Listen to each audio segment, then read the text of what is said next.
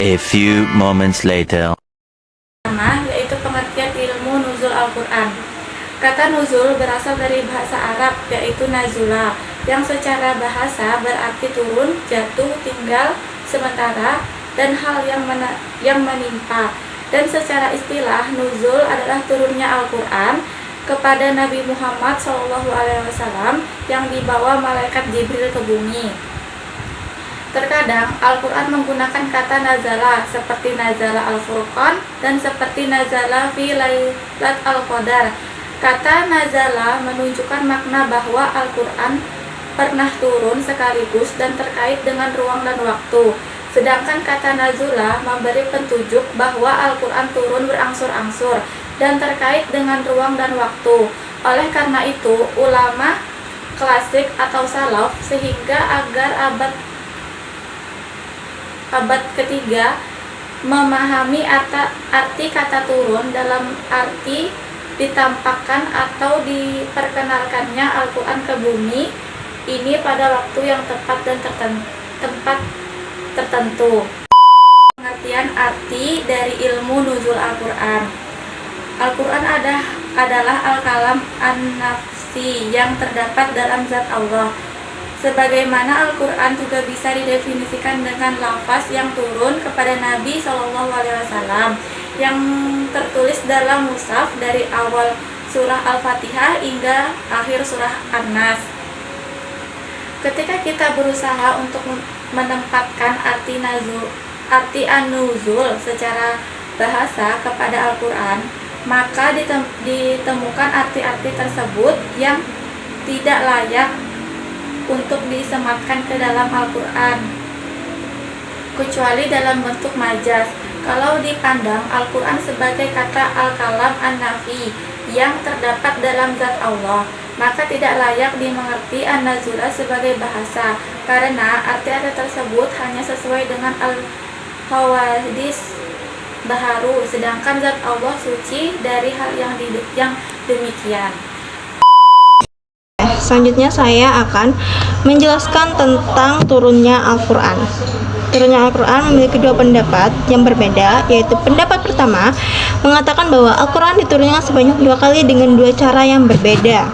Cara pertama yaitu Al-Quran diturunkan dari Lauhul Mahfuz di langit yang ke-7 ke Baitul Izzah di langit dunia. Pada tahap pertama ini ialah Al-Quran diturunkan secara sekaligus, tepatnya terjadi pada malam Lailatul Qadar. Cara kedua yaitu penurunan dari Al-Quran dari Baitul Izzah di langit dunia kepada Rasulullah SAW secara berangsur-angsur atau munajaman selama 20 tahun atau 23 tahun ataupun 25 tahun berdasarkan perbedaan dari para ulama dalam menetapkan rentang waktu sesuai dengan kondisi dan situasi pada saat itu. Pendapat kedua dipegang oleh Imam Asy-Syabis dan Muhammad bin Ishaq. Ini meyakini bahwa Al-Quran hanya sekali saja diturunkan dari Allah Subhanahu wa Ta'ala melalui perantara malaikat Jibril alaihissalam kepada Nabi Muhammad SAW secara berangsur-angsur, dimulai pertama kali pada malam Lailatul Qadar dan terus berlangsung hingga Nabi Muhammad SAW wafat.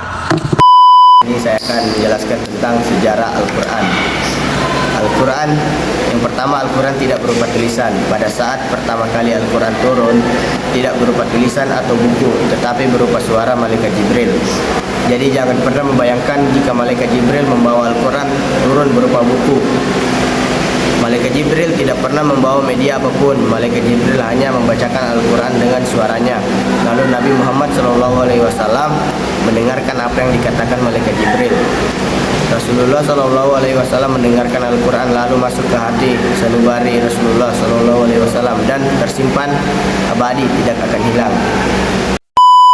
Terus lanjut ke media penulisan. Pada saat pertama kali Al-Quran turun, alat tulis berupa kertas ataupun tinta keberadaannya sangat langka.